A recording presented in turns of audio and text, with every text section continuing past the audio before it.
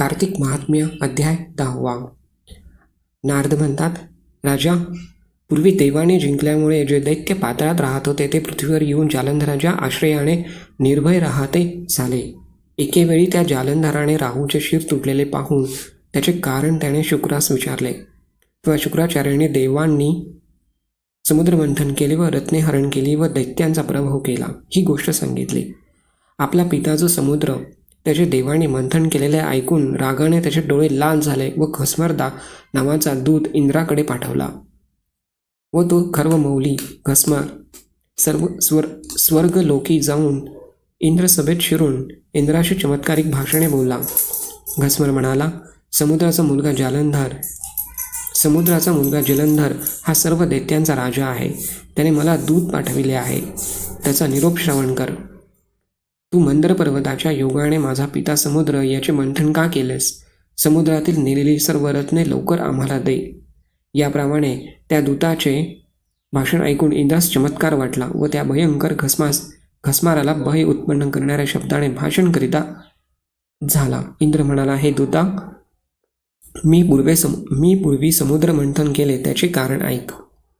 पर्वत माझ्या भयाने समुद्रात दडले. त्यांना त्याने पोटात आश्रय दिला.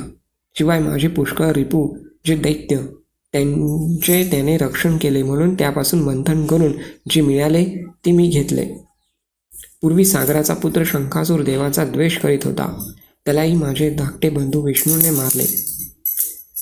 तर जा व ही समुद्र मंथनाची कारणे आहेत असे त्या जलंधरला सांग. नारद म्हणाले, इंद्राने याप्रमाणे परत पाठवलेला दूत पृथ्वीवर आला. त्याने इंद्राने सांगितलेले सर्व वर्तमान दैत्यास सांगितले. ते ऐकून जलंधर संतप्त झाला. रागाने त्याचे ओठ थरथर कापू लागले. तो देवांना जिंकण्याच्या उद्योगास लागला व त्याकरिता चोहोनकडील व पातालातील कोट्यवधी दैत्य तेथे मिळाले. नंतर ते दैत्येंद्र जलंधर शुंभ निशुंभ आदी सेनापतींच्या कितीक 1 कोटी घेऊन स्वर्गास जाऊन नंदनवनात राहिला.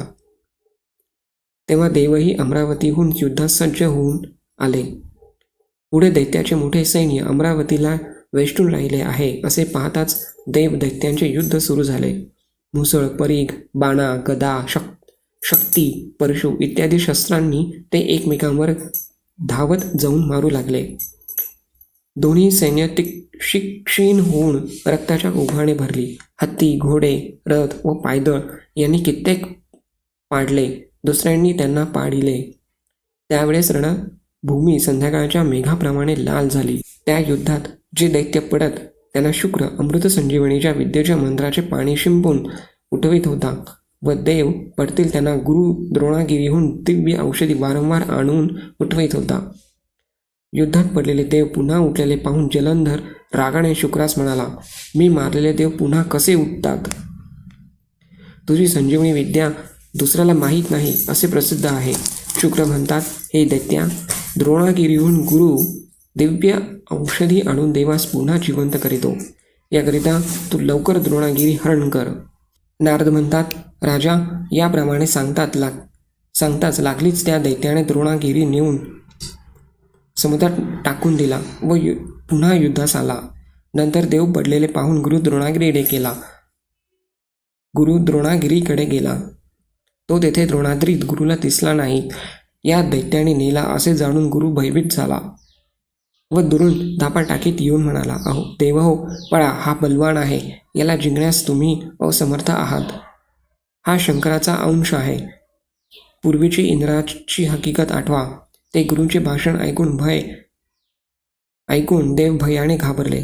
दैत्यांनी नाश केल्यामुळे देव दाही दिशांनी पळू लागले.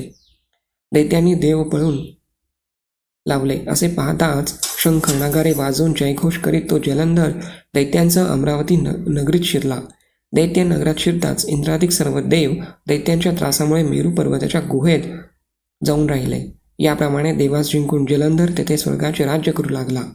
नंतर इंद्रादी देवांच्या सर्व अधिकारांवर शुंभ आदी करून मोठमोठे दैत्य त्याने नेमिले व आपण पुन्हा सुवर्णगिरी पर्वताच्या गुहेला देवांचा शोध करीत गेला. इति 10मोऽध्यायः चरणार्पणमस्तु.